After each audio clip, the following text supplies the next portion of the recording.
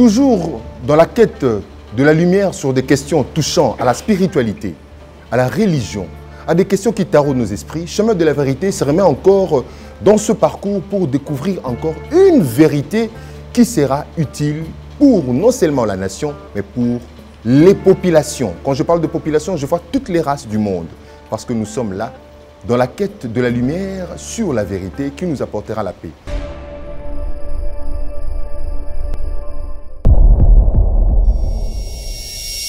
Oshea Hava Miriam, Bokoseko Elikiamoy Basambi.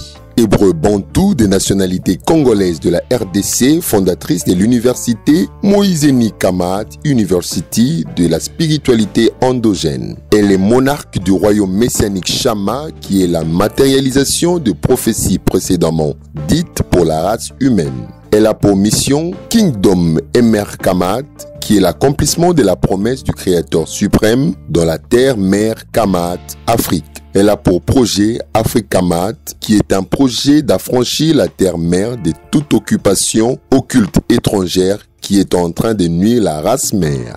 Elle est conférencière panafricaniste Semi-Kamat qui défend l'héritage hébraïque antique et l'héritage égyptien antique. Elle est écrivain de plusieurs tomes oracles du royaume qui est la révélation du Créateur suprême dans la croyance monopanthéisme. Elle est la reine du Midi pour la nouvelle civilisation dans les bassins du Congo Notre-Dame de la RDC qui est une nouvelle dispensation du sacerdoce féminin. Elle est la cofondatrice de la Fondation Couronne d'Afrique qui est la vocation de l'industrialisation africaine dont le fondateur est son époux, l'apôtre Gad Benaya.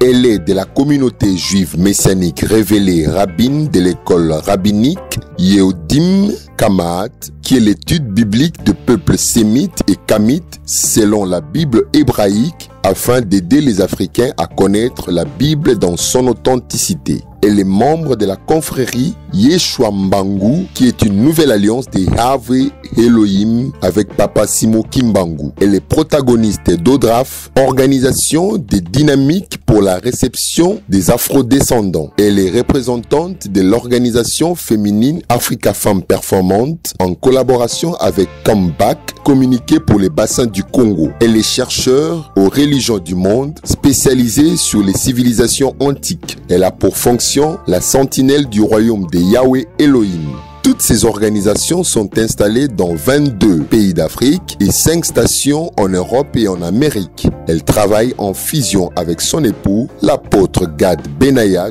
Toga Sowanou Awanga. Oshea Hava Miriam est l'invité sur le chemin de la vérité.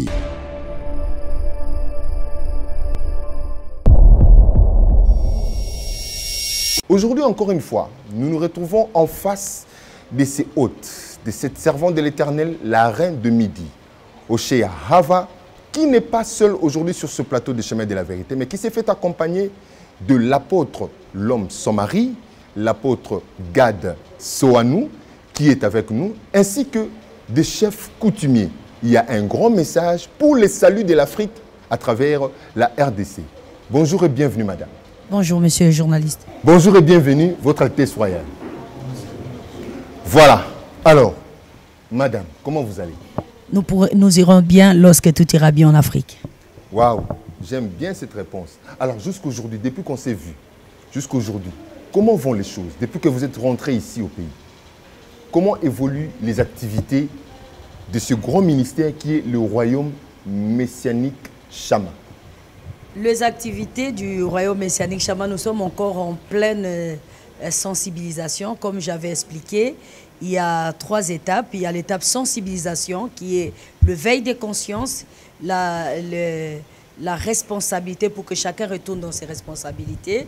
Et après ça, on va arriver au niveau de mobilisation et ensuite commencer l'étape de la reconstruction, puisque l'Afrique a déjà été construite, donc on va seulement reconstruire. Alors, dans le niveau de veille de conscience ou de sensibilisation, nous sommes en train de sensibiliser tous les corps nationaux ou tous les corps panafricains. Et comme vous voyez aujourd'hui, nous avons commencé la mobilisation avec des chefs coutumiers qui sont des garants de la terre. Alors, madame, est-ce que vous pouvez estimer à combien, à quelle proportion vos activités, s'il faut coter, comme on le dit à l'école, c'est déjà 5 sur 10, 9 sur 10, encore 1 sur 10? Je ne pourrais pas coter parce que les choses spirituelles, c'est le Créateur suprême qui cote. Ce que moi je fais ce que lui me demande de faire. Et surtout que quand vous le faites seul et que vous n'avez pas encore d'accompagnement. Mais vous avez aussi donné la volonté, cette appréhension aussi, ces pouvoirs de juger. Est-ce que vous ne pouvez pas juger quand même vous-même sur ce qu'il vous a recommandé à faire? Moi, je pense que je serais trop hautaine de vouloir m'écouter moi-même, mais dans mon niveau, comment j'avance jusqu'ici, j'arrive à atteindre tout le monde. J'ai réussi à atteindre les chefs coutumiers qui sont des gardiens des terres. J'ai réussi à atteindre des chefs de l'église. Et là, nous sommes en pleine conférence des conseils des apôtres. Nous avons réussi à les atteindre. Nous avons réussi à atteindre l'église kimbanguiste. On a réussi à atteindre les églises de Noirs. Donc, jusqu'ici, pour dire que le message en tant que sentinelle du royaume de Yahweh Elohim, nous sommes en train de bien sonner la trompette. Mais pour mes côtés, c'est lui qui le sait. Voilà, nous entrons directement dans le vif de notre sujet. Il s'agit de l'instauration du royaume de Yahweh Elohim pour le salut des Africains par la RDC. Royaume, Elohim, Yahweh, le salut des Africains par la RDC. Mais je voudrais un peu intervertir cet ordre. Pourquoi le salut des Africains doit venir par la RDC? Qu'est-ce qu'il y a de plus spécial ici en RDC? La RDC est le centre névralgique ou encore le centre culminant de l'histoire de ces continents. Ça, c'est d'abord géographiquement, elle est le cœur de l'Afrique. Et hydrographiquement, c'est le pays le plus coupé par les eaux. Géographiquement, elle est la plus grande partie de la forêt équatoriale. Et donc, ça, c'est d'abord des choses naturelles. Et prophétiquement, le prophète qui a lutté pour le tout premier prophète chrétien ou croyant de la Bible qui a lutté pour le salut de l'Afrique venait de la RDC. Donc, les responsabilités prouvent que la RDC est le premier. Oui, Simon Kimbangu, il est de la RDC. Il est né dans ce territoire qu'on appelle aujourd'hui. Mais les ça, c'est un autre débat. Mais les Kimbanguistes eux-mêmes, les autres qui sont du mouvement des églises des Noirs, disent qu'il n'est pas chrétien. Non, on ne change pas l'histoire de quelqu'un. Il a été chrétien. Il s'est baptisé chrétien. Ça, c'est son histoire. Voilà, ça, on ne peut pas changer ça. On ne peut pas changer ça. Au fait, la question, pourquoi la RDC, tout doit passer par la RDC? La RDC est le cœur de l'Afrique. Pourquoi ça doit passer par la RDC? Parmi des prophètes, les révolutionnaires, des prophètes, parlons de la part du Créateur suprême, ici du bassin du Congo, le tout premier a été Simon Kimbangu. Je parle de tout premier célèbre parce qu'avant lui, il y avait des gens, il y a Kipavita qui a été la première révolutionnaire, mais en tant que croyant de Yahweh Elohim, c'est-à-dire le Créateur de l'univers à travers les Saintes Écritures, la Bible, ça a été lui le tout premier. Donc le premier prophète du bassin du Congo, le premier apôtre, le premier évangéliste, le premier dans le domaine biblique, ça a été lui. N'est-ce pas une usurpation quelque part? Parce que je me dis, vous revendiquez d'abord Yahweh Elohim, comme la fois passée, vous revendiquez Yahweh Elohim, c'est ici en Afrique. Mais en ce que je sache, cette ligne-là, médiane, cette ligne l'équateur passe aussi, oui, passe aussi, qui divise les deux hémisphères, passe aussi par l'Amérique du Sud. Oui, il y a les bassins de l'Amazonie. Pourquoi eux aussi ne peuvent pas aussi revendiquer cette place-là, cette primeur-là, d'apporter le salut au monde? Ils ne peuvent plus revendiquer ça parce qu'ils sont dans quel hémisphère? Quand nous les voyons, ils sont vers le nord. Non, l'Amérique du Sud est traversée aussi par l'équateur. Oui, l'équateur traverse par globe terrestre, l'équateur traverse 13 pays, n'est-ce pas? Dont le 13, l'Afrique traverse 7 pays. D'accord? Alors, ce qui est côté d'Amazonie, ça prend l'Amérique. L'Amérique a déjà eu son temps de gloire. Il a déjà accompli sa mission en tant qu'Amérique. Donc, quel est le territoire qui doit maintenant prendre le flambeau? C'est l'Afrique. Donc, si on ne revendique pas, on essaie seulement de géolocaliser des choses telles qu'elles sont, lorsque nous disons que tout viendra de la RDC, le pays des Équateurs, quand nous disons précisément, le bassin du Congo, le pays des Équateurs, quand nous disons la RDC, parce que elle est l'unique pays qui est entouré de, l'unique nation qui est entourée des 9 pays voisins. Donc, c'est une grande responsabilité que nous voyons là, que le Créateur suprême, donc la manière dont le Créateur l'a situé, et les gens qui sont venus nous couper, ils l'ont détaillé comme étant le centre. Donc, elle a une grande responsabilité. Et vous allez voir, aujourd'hui, l'Afrique du Nord évolue, l'Afrique du Sud évolue, l'Afrique de l'Ouest essaye d'avancer. L'Afrique de l'Est aussi essaye d'avancer un peu. Mais l'Afrique centrale, ça ne marche pas. Pourquoi? Parce que c'est le Congo le problème. Et quand nous parlons du Congo, on parle directement de la RDC. Parce que tous les restes du Congo, et que ce soit l'Angola, l'Angola avance. Nous savons, quand on compte les pays les plus économiquement riches, l'Angola de l'Afrique, l'Angola en fait partie. Quand on parle du Congo-Brazzaville, le Congo-Brazzaville essaie d'avancer à sa façon, mais la RDC est encore en retard par rapport à ses potentiels, par rapport à ses richesses, par rapport à sa grandeur. La RDC n'avance pas. Donc, si le salut de l'Afrique, si les Africains doivent être sauvés, ça c'est la mission de la RDC.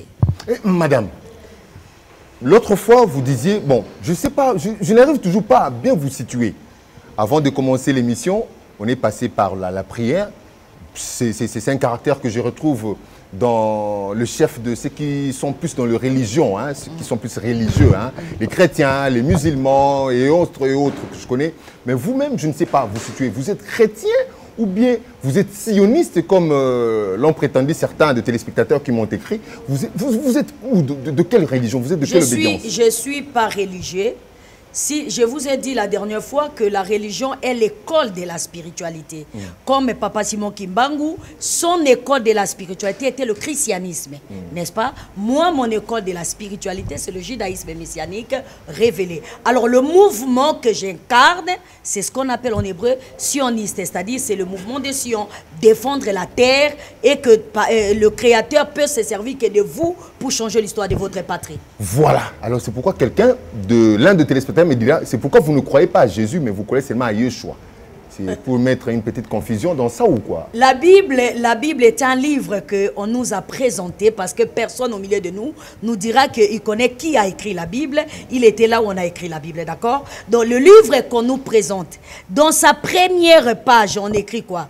Traduit d'après les textes originaux hébreux. Alors, si on te dit que le livre est hébraïque, si tu dois croire à ces livres-là, tu vas croire en quelle langue? Français ou hébreu? La réponse est claire. Puisque tu veux l'authenticité de la chose, tu vas retourner à la langue hébraïque. Alors, connaissons l'histoire du monde. Nous savons que la France n'existait pas à cette époque-là. Lorsque les Hébreux immigraient ça et là, lorsque les Hébreux... Les Hébreux que vous considérez africains? Je ne considère pas, je l'ai dit tout haut, ils sont africains, ils sont noirs. Enfin, je n'aime pas déjà le terme Afrique, comme je vous ai dit la dernière fois, parce que l'Afrique, c'est un nom que eux ils nous ont donné, qui n'est pas notre nom.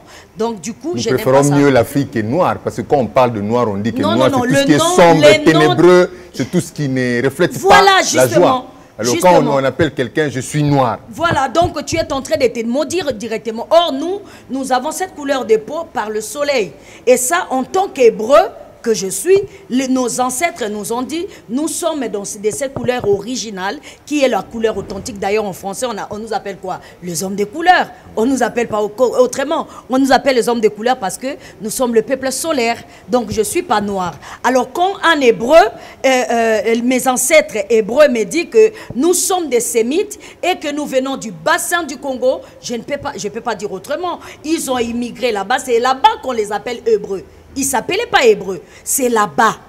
Ils sont des sémites, et même ils se désignaient sémites. Lorsqu'ils ont commencé à immigrer, on les a appelés hébreux, qui veut dire tout simplement étrangers et passagers.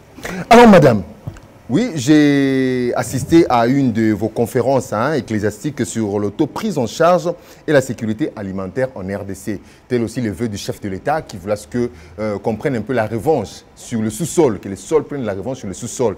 Donc que l'homme puisse quand même jouir de cette bénédiction. On en parlera en fait dans cette émission. Alors, c'est faire entourer comme ça des chefs, des autorités traditionnelles. Déjà, dans une forme de religion, déjà quelque part, dans la foi de ceux qui se déclarent chrétiens. Non. Bangote. Bango ba mis belé.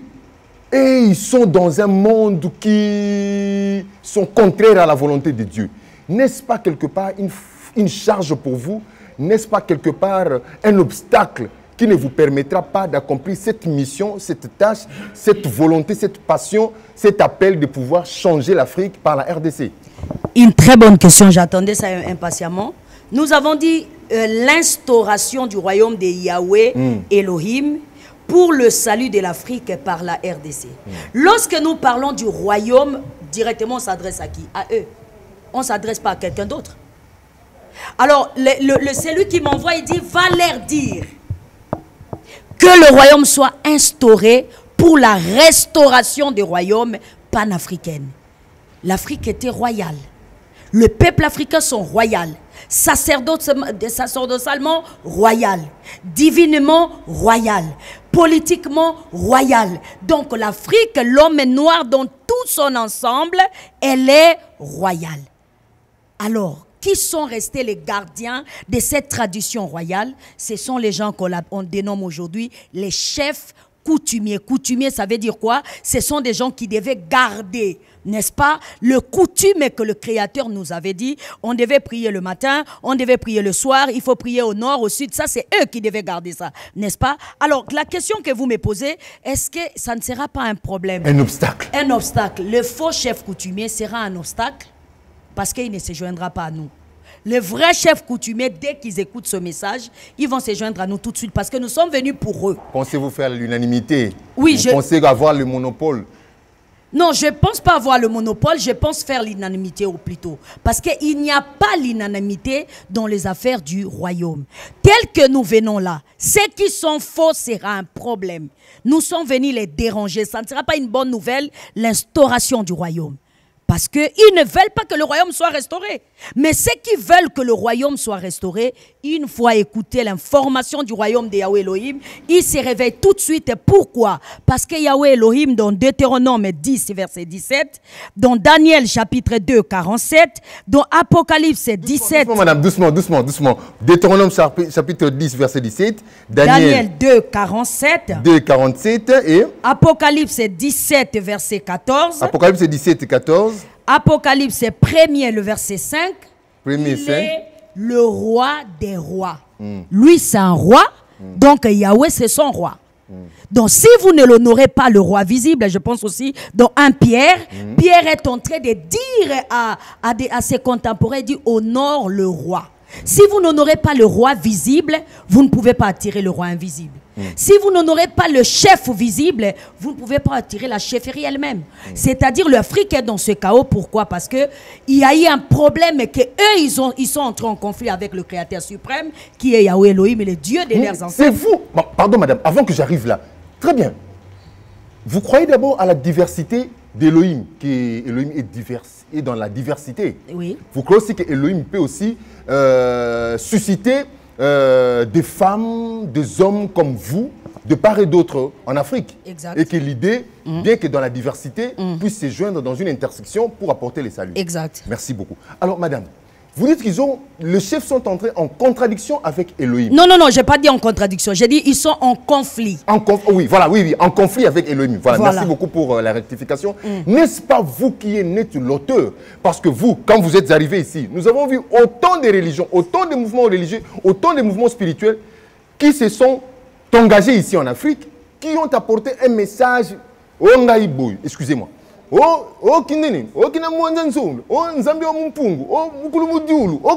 cela. Et vous avez mis de la confusion dans le chef de chef. Et c'est ce qui a fait que... Non.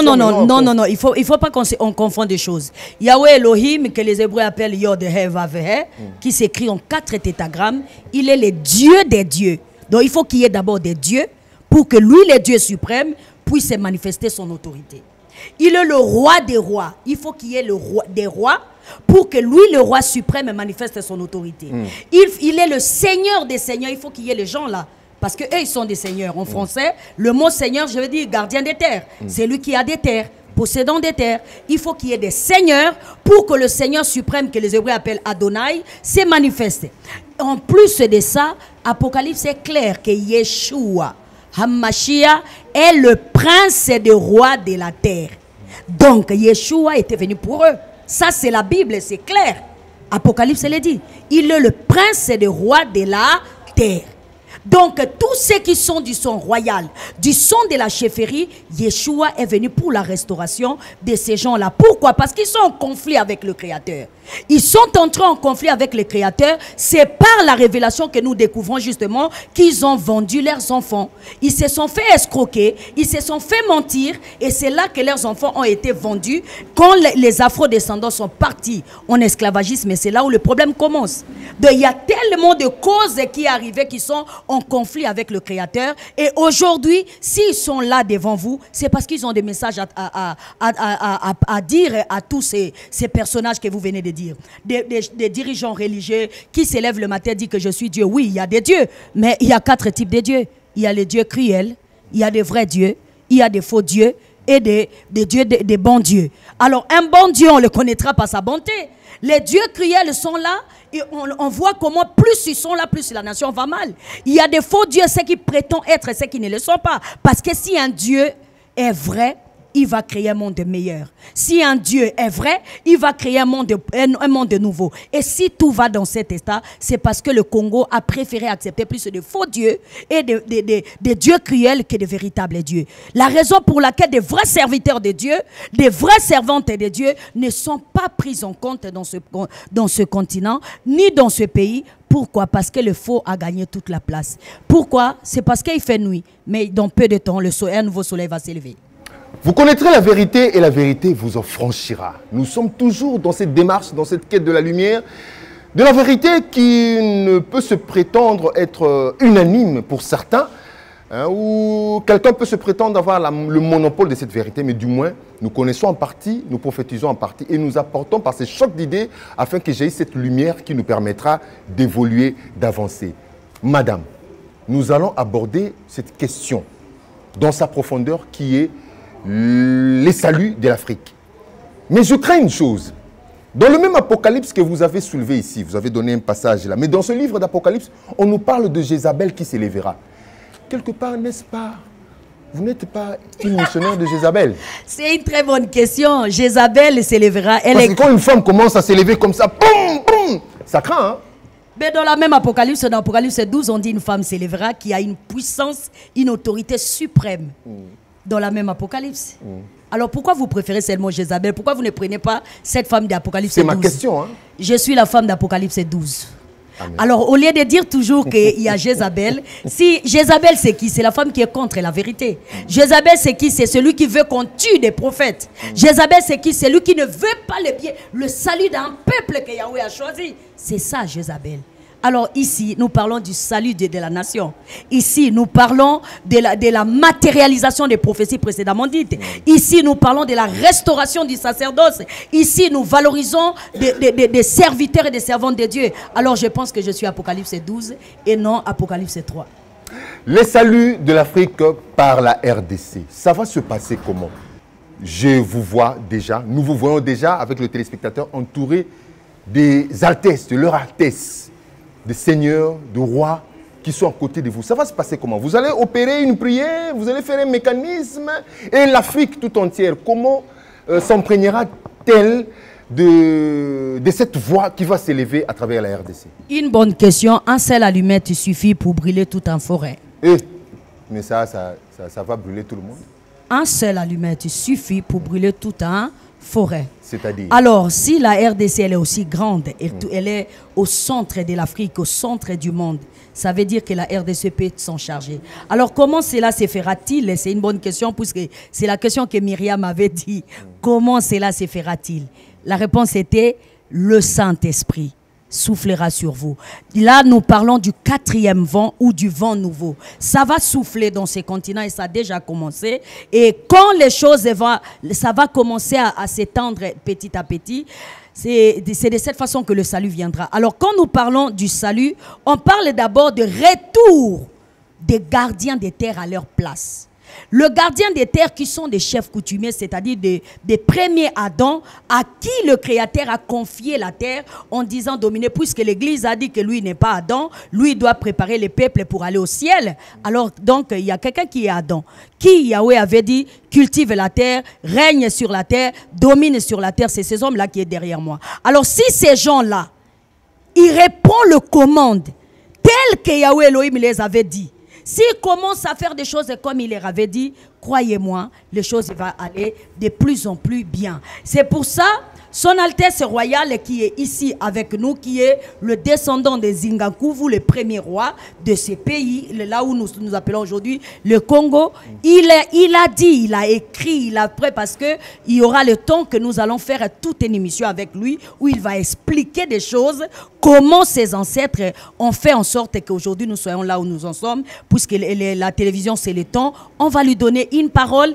il va parler lui-même le message qu'il a pour ses enfants, les afro-descendants que lui il avait vendus, qui sont allés dans d'autres cieux. Alors le salut se fera encore lorsque le sacerdotaux, comme vous avez dit, est-ce qu'on va faire une prière? Lorsque les sacerdotaux, les hommes et les femmes qui prétendent dire que le Créateur suprême a investi de pouvoir national, ceux qui ont reçu le mandat national, quand ils seront unis, le salut va commencer. Le salut arrivera encore lorsque le croyant de la Bible, ceux qui se disent chrétiens, ils sont la majorité de ce pays, vont retourner à la repentance nationale, puisqu'il est dit dans les propos des chrétiens, Jésus-Christ est leur Seigneur et leur Dieu, a dit repentez-vous, car le royaume est proche. Donc, il n'y a pas de royaume sans la repentance. Or, le royaume, c'est le royaume qui apporte le salut. Mais madame, permettez-moi de vous couper un peu. Permettez, vous parlez de la terre. Des fois, vous évoquez la Bible, mais dans cette même Bible-là, on nous dit, la terre passera. Le monde passera, il y aura un monde nouveau. Mais pourquoi voulez-vous qu'il s'attache à ce monde pendant que ce monde est voué, cette terre est vouée déjà à l'échec, est vouée à la destruction? Pourquoi voulez-vous qu'on s'attache à cela? Une bonne question. C'est pour ça ceux qui sont venus vous tromper, ils ont mis tellement de codes dans la Bible et que du coup, vous ne savez pas comment décoder les choses. La terre dont la Bible parle en cet instant, est-ce qu'il n'est pas de cette planète? Alors si le Créateur suprême a créé l'univers comme nous prétendons tous, pourquoi il va créer quelque chose que lui-même, il va encore détruire ça après? Ça, c'est la première question. Quand une chose meurt, ça donne naissance à une autre. C'est comme un arbre. Très bien. Le noyau, donc, hein, là, je me suis permis de répondre. Non, mais c'est une bonne question. C'est une bonne réponse. C'est parce que c'est un code. Lorsque la Bible dit, je mets mes paroles dans ta bouche pour étendre de nouveaux cieux, créer une nouvelle terre, on ne parle pas de la terre matière que nous sommes en train de défendre, qui est la patrie, non. On parle de la pensée, la dispensation et des civilisations. Donc, des civilisations passent, d'autres viennent. Vous voyez, c'est le cycle de la vie. Pour assurer la continuité. Exact. C'est le cycle de la vie. Voilà pourquoi il est éternel. Parce que tout ce qu'il a fait reste éternel. Mais madame, dans ce Congo ici, les chefs, vos altesses, excusez-moi, dans ce Congo ici, on ne s'entend même pas. On va entendre là-bas, oh les Bakongo, oh les Bayaka, oh les Baluba, oh les Batetela, oh les Bachokwe, oh les Banande, oh les Bambala, oh les Bangala, oh les tout. Donc, on se revendique d'une tribu que d'une patrie mère qui est l'Afrique. Mais dans ce même Congo ici, comment est-ce que ce Congo qui n'arrive même pas à se restaurer, ce Congo qui n'arrive même pas à se tenir comme ça, va apporter le salut ailleurs? Une bonne question. Voilà pourquoi nous parlons à la chefferie établie ou à la présidence établie, parce que verbe présider égale à donner des injonctions, donner des ordres au chef de l'État congolais. Je l'ai dit et je le répéterai toujours parce que je vais mettre la pression jusqu'à ce que ça soit fait. Vous savez, Ésaïe, dans Ésaïe 62, il a dit, pour l'amour de ma nation, je ne me tairai pas. Je vous ai dit que je suis sioniste. Donc, pour l'amour des Sion, je ne vais pas me taire. Pour défendre l'Afrique, il n'y aura pas quelqu'un qui va m'arrêter, n'est-ce pas? Je mets la pression au chef de l'État africain, surtout son Excellence Félix-Antoine Tshisekedi et à tous les chefs des États africains. Si nous avons des chefs, c'est ça leur responsabilité. Si nous avons des présidents, ce sont là leurs responsabilités de faire de nous des nationalistes et non des tribalistes. Chaque fois qu'il y aura des tribalismes, jamais on deviendra une nation. Parce qu'une nation défend la patrie, défend le territoire mère.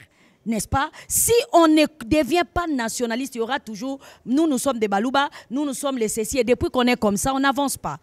On n'avance pas. C'est pour ça, le rôle de la République, que le Créateur suprême a voulu que ça puisse exister, le rôle du président qui est naître, qui ça a voulu qu'il puisse exister, c'est imposer le nationalisme.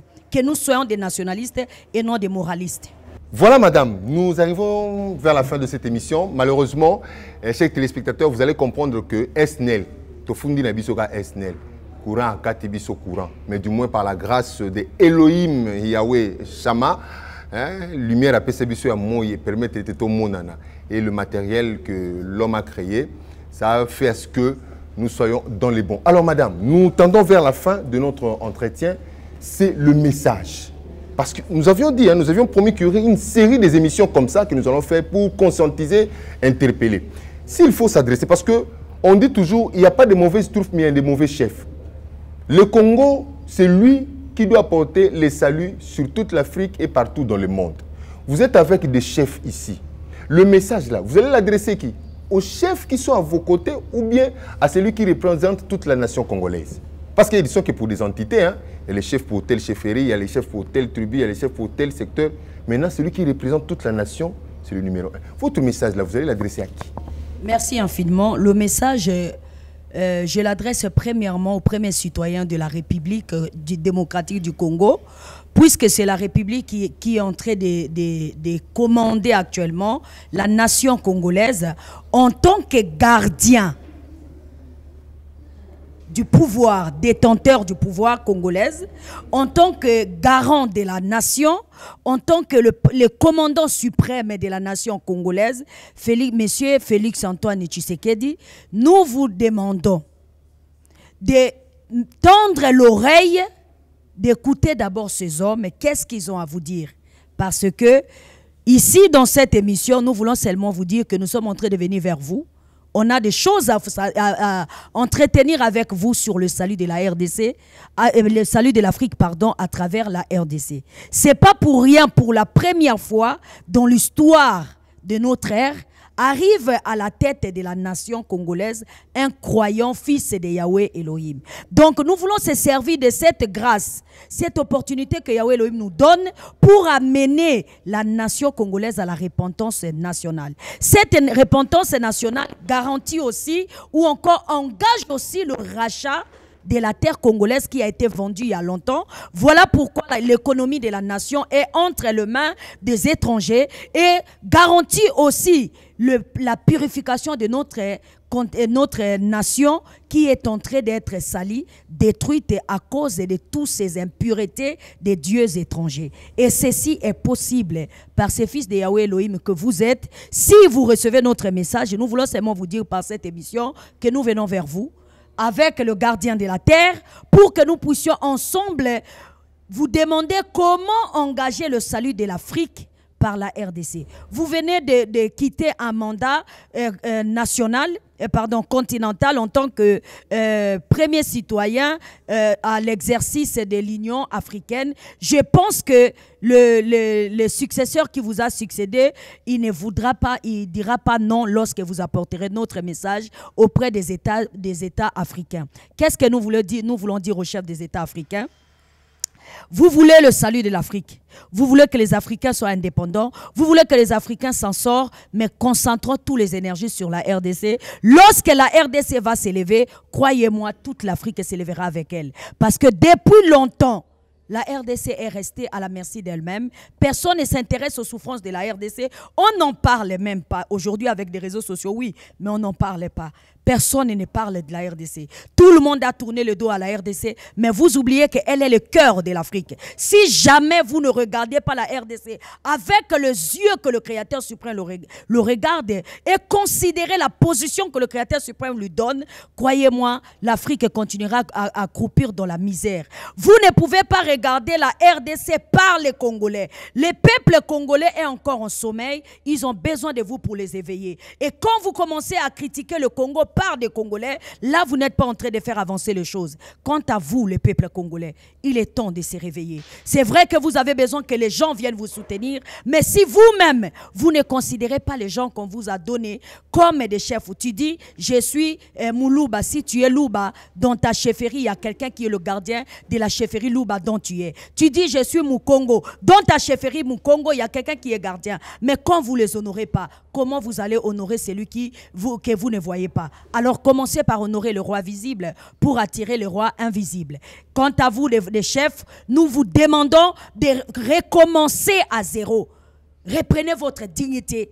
Reprenez votre honneur. Arrêtez de quémander à gauche, à droite. Arrêtez de vous disputer. Arrêtez de former toutes ces plateformes et les associations que vous avez formées. Ne nous avancez pas. Il est temps pour vous de se mettre ensemble. Quand vous allez vous mettre ensemble, le peuple sera derrière vous. Ils vont vous considérer. Et tout ça là est possible lorsque vous acceptez le prince et le roi de la terre qui est Yeshua HaMashiach. Je vous remercie. Voilà, madame, nous allons nous dire au revoir tout à l'heure, mais je disais déjà au début de cette émission, vous n'êtes pas seul, vous êtes accompagné aujourd'hui de l'apôtre Gad Benaya, qui est votre mari. Alors, apôtre, vous pouvez prendre le micro, vous avez un mot en l'endroit de tous ces téléspectateurs, de la population africaine en général, et particulièrement de la RDC. La caméra est devant vous. Merci beaucoup pour cette occasion de m'exprimer devant tout ce monde qui nous écoute, surtout la RDC. Je sais une chose, que l'Afrique tout entière aujourd'hui attend un nouveau vent. Et ce nouveau vent doit commencer où? C'est ce qui m'a poussé en cherchant ce vent-là. J'avais compris par les orientations divines, j'ai compris que c'est ici en Afrique centrale que ce vent va commencer. Ce mouvement qui va apporter tous les entrepreneurs, tous les chefs spirituels, de s'y mettre ensemble et chercher comment est-ce que nous allons faire pour relever le défi continental à travers l'Afrique centrale. Alors, si vous regardez les 5 régions, n'est-ce pas, de l'Afrique que nous avons, vous allez voir que les autres pays ont développé, les autres régions ont développé. Mais l'unique région qui est enclavée, c'est l'Afrique centrale. Il est enclavé, tout ce qu'il consomme doit venir d'ailleurs. Alors, quand l'auteur de vie me révèle que c'est ici que ça doit commencer, j'ai compris que nous avions une mission. Et on ne peut pas le faire sans les chefs d'État. C'est pourquoi aujourd'hui nous sommes avec eux. Et quand ils ont écouté la voix, le message, ils ont accepté. Et maintenant, c'est maintenant que cette véritable parole a trouvé les personnes qui vont habiller pour le relèvement du continent. Merci. Voilà, c'est bien parlé, hein, c'est bien parlé. Vraiment, nous étions en face des hommes de Dieu. Et je crois que prochainement, nous aurons aussi une émission spéciale avec l'apôtre, hein, l'apôtre Gad Benaya, qui va vraiment nous enseigner dans beaucoup de choses, parce que j'ai déjà puisé, j'ai soutiré au fait, j'ai soutiré dans ce propos des éléments qui me permettront d'élaborer une émission bien profonde, hein, bien élargie autour des questions, hein, surtout de développement et de l'épanouissement de l'homme, de l'Afrique, de la RDC et du monde. Voilà. Alors, madame, nous sommes arrivés à la fin. Qu'est-ce qu'on n'a pas pu faire dans 3 minutes ici, avant de dire vos coordonnées, contacts, qu'est-ce qu'on n'a pas pu faire que vous pensez qu'il faille faire? Ce qu'on devait faire, c'est écouter ces hommes. Je pense qu'ils ont chacun, même 1 minute, une parole à donner. On a désigné 4 personnes qui auront parlé au nom de tous pour nous contacter, tous les princes et les princesses, les chefs et les reines, le roi de l'Afrique. Il est temps de s'organiser pour le retour des Afro-descendants. Sans leur retour, on n'avancera pas. C'est pour ça que vous pouvez nous contacter à 00243 97 97 59 14 999 00243 97 59 999 ou encore 999. Voilà, le numéro sera affiché au bas de l'écran. Alors, qui sera le premier à donner ces messages en quelques minutes? Le roi Nzinga. Votre Altesse. Je me présente d'abord, je suis Son Altesse Royal Zikobron Ier, respectivement Sa Majesté impériale le roi Nzingankouvu. Je voudrais seulement vous remercier avec ces peu de temps que vous avez eu, comme je peux employer les mots, un peu l'égence de vouloir que je m'exprime en peu de temps. Mais j'ai beaucoup à dire, comme Madame aussi a eu beaucoup à dire. Alors je voudrais juste lancer cet appel, je le lance un peu en anglais. To all Africans, Americans, I am your king. The king of Congo, there is only one king of Congo, including all the chief customers. Il y a un seul roi et les autres rois qui sont assis avec moi. Donc, ce qu'on peut appeler des chefs coutumiers, les propriétaires des terres. Nous sommes prêts à vous octroyer, à attendre votre retour ici dans le pays. Vous allez être le bienvenu. Nous allons seulement mettre tous les moyens susceptibles de vous permettre de retourner chez vous. Et je ne les souligne pas pour me justifier. Ce sont des éléments qu'on nous a apportés à cette époque-là qu'on appelle les protectorats, qui m'ont enfoué, qui m'ont amené à cet état d'esprit que je vendais mes propres enfants, puisque je dois lui dire et avouer quand même mes propres erreurs. Et this allowed me to come over in the country where they are expressing different languages to understand very well what they are doing, what they are saying. C'est ça qui m'a amené aussi d'être dans tous ces pays étrangers. Et je le rappelle, it's 40 years I've been living out of my own country. It's for what? To learn to express in the languages which is in our mind. It's because it's throughout those languages, foreign languages, they did lie to me. C'est à travers ces langues étrangères qu'on a pu me mentir. À l'époque, si le Portugal était la mère de tous ces envahisseurs. Donc, je vous dis qu'aujourd'hui, c'est les États-Unis. Donc, je parle couramment en anglais. Those wanna contact me, c'est les 081 22 19 pour avoir les rois. Quand vous ne m'avez pas, vous savez, c'est un grand combat. Vous pouvez m'écrire par texto, je recevrai toutes vos doléances. Je vous remercie, c'est mon mot de la fin. Thank you so much indeed. Thank you. Oui, c'est le grand chef de la tribu Kété du Kasaï dans les territoires de Moueka, Valentin Bopé. Je pense que l'essentiel a été déjà dit par la reine. Si aujourd'hui nous nous retrouvons ici, nous sommes dans les démarches de soutenir ce qu'elle est en train de mener. Elle est venue nous réveiller, nous réunir, nous, tous les chefs coutumiers. Et nous faisons aussi appel à ceux qui ne sont pas avec nous ici. Mais le grand message que nous voulons faire, nous voulons nous adresser aux afro-descendants qui sont partout ailleurs, de revenir sur leur sol. Et nous, les chefs coutumiers, les gardiens de terre, nous allons les accueillir sans problème. Nous avons besoin de leur retour pour qu'ils viennent évoluer, développer, investir même chez nous. Pourquoi pas rester avec nous sur leur sol?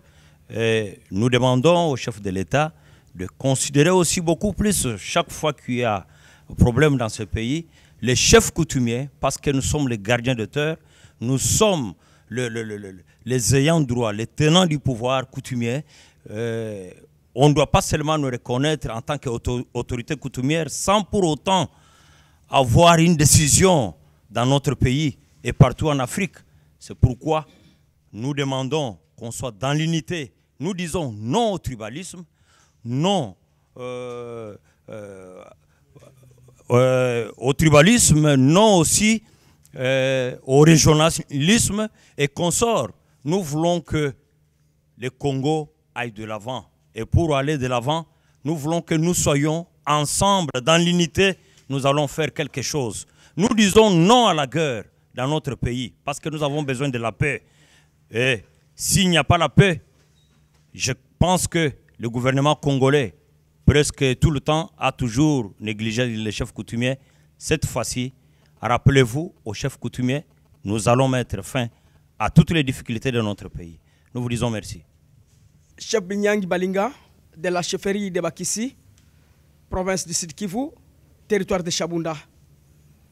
Nous lançons ce cri auprès des bailleurs de fonds, auprès de milliardaires africains, par rapport à la situation de notre continent, vis-à-vis de la population locale, de prendre en compte les autorités locales, les chefs coutumiers, les autorités traditionnelles, pour qu'il y ait un décollage, qu'il y ait un développement participatif. Et ça, nous parlons de ça, c'est l'approche systémique. Et quand on va avec l'approche systémique, et le pays et l'Afrique tout entière va se développer. Alors c'est ce cri d'appel que nous lançons auprès de bailleurs de fonds africains. Nous vous remercions. Bon, le grand chef coutumier qui est en Songolunda, le roi de Bayaka. Moi, je vais parler des hommes de Dieu, soi-disant de religieux, qui nous accompagnent sur cette mission noble pour que nous puissions réussir. Enfin, pour nos enfants qui vont rentrer dans leur pays, qu'ils rentrent dans le Seigneur. Voilà, chers téléspectateurs, nous sommes arrivés à la fin de votre émission, votre magazine Sur le chemin de la vérité, où nous avons été avec la servante de l'Éternel, Elohim Yoshua, Elohim Yahweh, la reine du Midi, Oshea Hava, qui nous a parlé du salut de l'Afrique par la RDC, par le rétablissement, par l'instauration du royaume de Yahweh Elohim. On se retrouve prochainement pour un nouveau numéro, toujours sur le chemin de la vérité pour avoir de la lumière. Au revoir.